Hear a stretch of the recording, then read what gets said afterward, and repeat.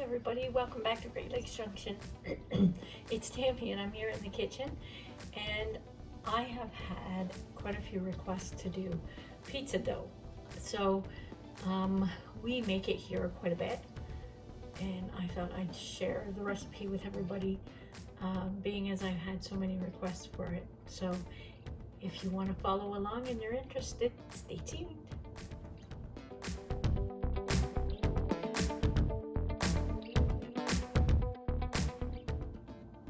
Okay, this is a really easy dough, very few ingredients, and it goes relatively quick. So I have 1.5 cups of lukewarm water.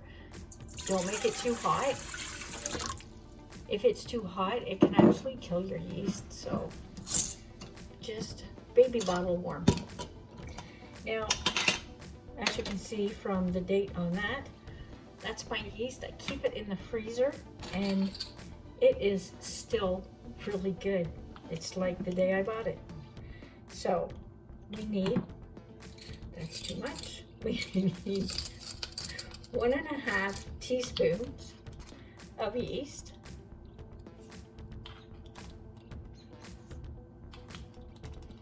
Here's 1.5, or a package is 1.25. That's fine too. And you need some kind of sugar. So regular sugar, you can use honey if you want. Just use 1 teaspoon of that. And we're gonna let this sit and make sure that your yeast is still good. So just give it a little bit of a stir. It's already starting to foam, so I'm sure it's okay, but I like to leave it for about 5 minutes just to make sure that it's okay. And we'll be right back and I'll show you what it looks like. Okay, hopefully you can see how foamy it actually got. There's quite a bit of foam in there. So that yeast is good to go. So far we have 1.5 cups of water, 1.5 teaspoons of sugar, and 2.5 teaspoons of yeast. And I'm going to add to that 3 cups, well, 3.5 cups of bread flour. If you don't have bread flour, that's okay. Just use all-purpose.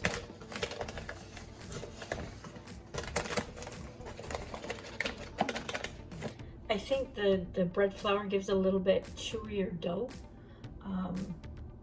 and I like it that way, but that's totally up to you. If you don't have the bread flour there at home, that's fine. So there's 3.5. Recipe calls for 4, but depending on the weather and the humidity in your house, you may only need 3.5. So we'll start at 3.5 and we'll add as we need to. Now, I have 1 teaspoon of onion powder, 1/2 teaspoon of garlic powder, and 1 teaspoon of basil, and 1.5 teaspoons of salt. If you don't want the basil and the garlic and onion in the dough, don't put it in. It's fine without it. That's just my little thing that I do. I really enjoy the flavors that it creates. And then we're going to want 2 tablespoons of oil. And if you don't want to wash any more dishes, just make divots in your flour like that and pour the oil in the divots. It doesn't have to be precise, but you know what? It's one less dish to clean. Oh, spoon. Yeah, 2 tablespoons of olive oil. And that's it. So we're just going to get this going in the mixer. Now, it's like any other dough. It's going to take 10 minutes in the mixer. Hopefully you can see that okay. to mix, and I'm gonna watch it to make sure that we don't need to add any more flour to it. And we'll see how it goes. If we have to add any, I'll stop and let you watch.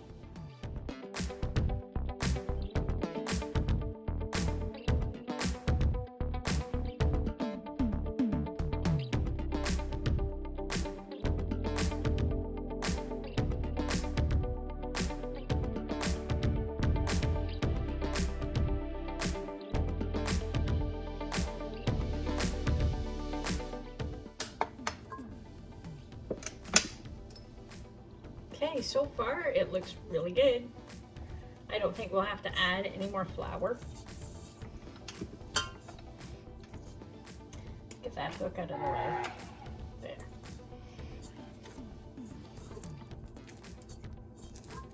Yep, I think it's good to go. So I'm gonna let that run for 7 minutes now that it's mixed up, and let it knead it, and we'll come back and I'll show you what we do from here.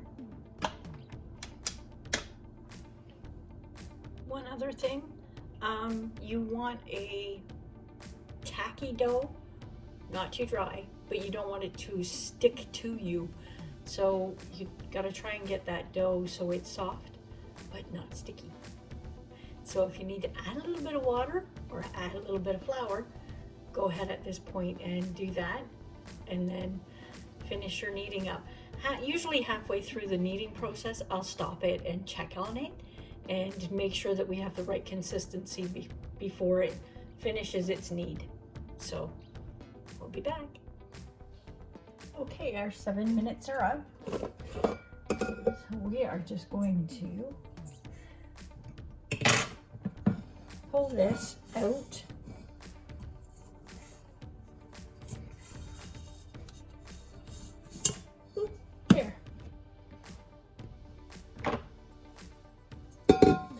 That's out of the way for you to see.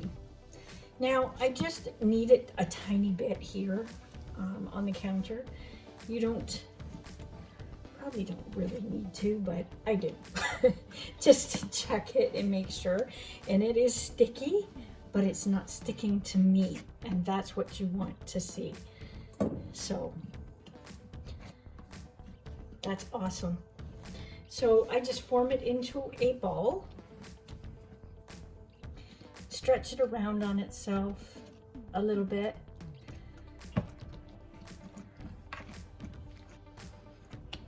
Yeah, it looks like it needs a little bit more kneading. The dough itself is actually still tearing a bit, so.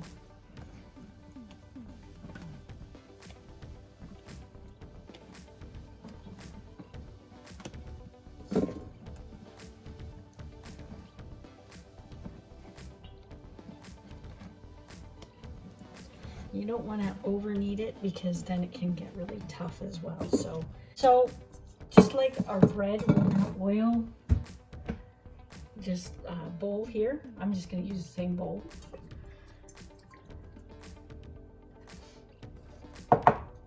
Just put a little bit of oil in it and move it around a bit.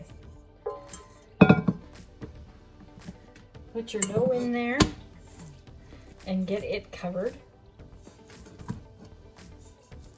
And that's it. I rub the oil a little bit around on the sides because it usually goes both, well, it doubles or more. So it goes up about halfway up the bowl. And that's it. And we are gonna stick it in the oven for about an hour to an hour and a half with the light on. And that has enough heat to help it rise. So we'll be back then. One other thing, I just cover it with a towel and stick it in the oven so it doesn't get dried out. Okay, we're back and we're ready to go. Our dough has risen, double the size. We're just gonna dump that out and punch it down. Now, I don't I don't make pizza, well, I do make pizza, but I make calzones more often than I make pizza. So I'm going to show you how we do that. Everybody loves them in here. Every once in a while I do make pizza. So what I'm going to do is, you can get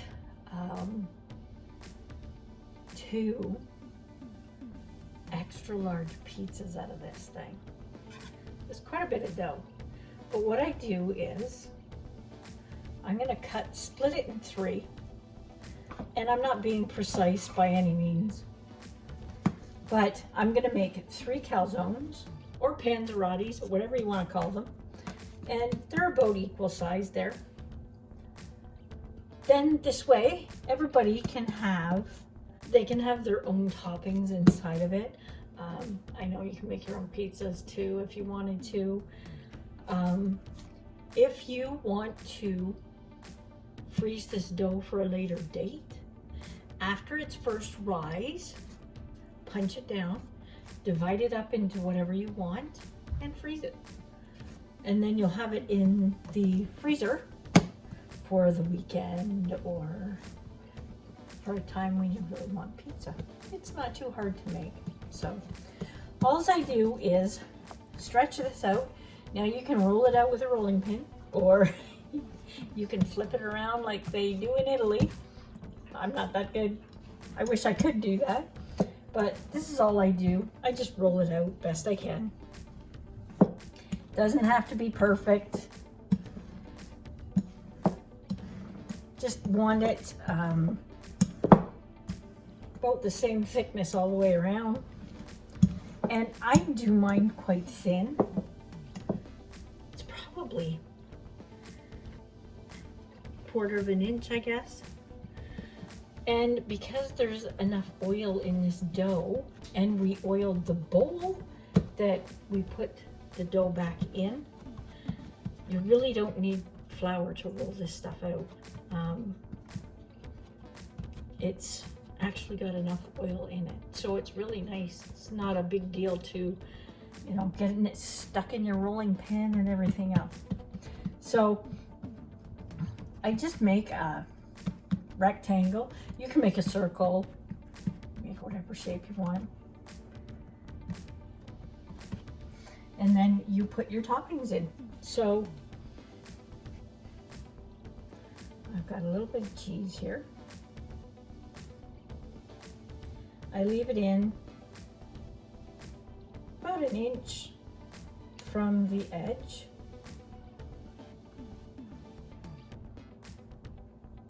Just like that. We're only doing just the 1/2 because we're going to flip it over. I've got a little bit of pepperoni that we've cut up. I buy big sticks of pepperoni. It seems to be a little bit cheaper, and I just cut it up myself, and it works great.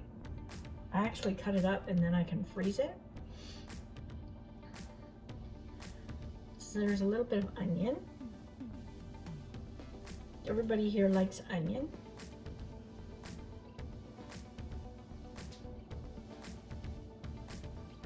A little bit of ham and bacon.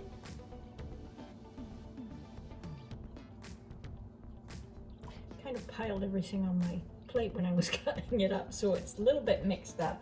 And I have some orange peppers. Now, you can add sauce in here if you'd like. I don't usually add sauce in mine. I put sauce on the side for dipping. And fold it over and pinch it closed, and that's pretty much it. Now, I put the basil in the dough itself, so you don't need any special spices inside. The garlic and the onions in the dough as well. I just pinch it closed. If you want to get fancy, you can flip the dough, just roll it over,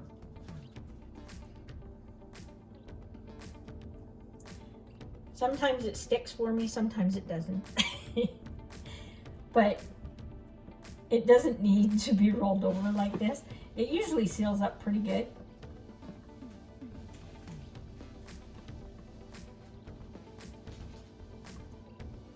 Just makes it look a little bit better.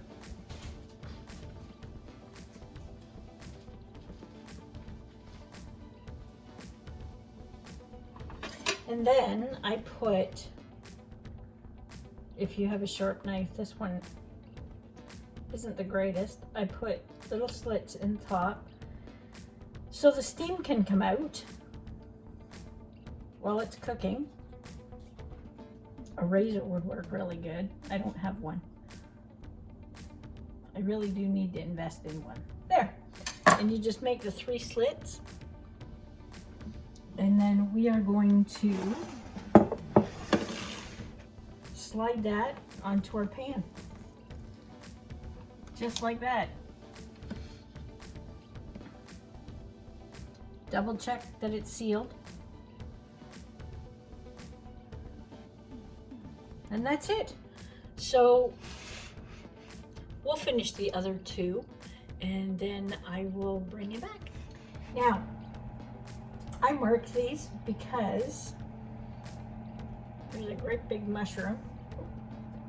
So then we know what is inside them. That one has mushroom. That one has an onion. That one has an olive. It's just so we know what is inside each one. Once they bake off, I will bring you back and let you see what it looks like. We bake it at 425 for 20 minutes. They're roundabouts. Check on it, make sure it's turns a golden color after the 20 minutes, and then pop them out. It may take a few minutes more. So we'll bring you right back. Okay guys, these things are done. Look at the size of them. They turned out huge. So they need to cool off just for a little bit. I don't want to pop them open yet and cut them until they've cooled just a little bit because they're smoking hot inside. Okay, they've cooled for about 5 minutes, so I'm just gonna cut one of these and you can hear how crunchy the crust is, but it's super soft on the inside. Oh, they're still hot. Oh, hot, hot, hot.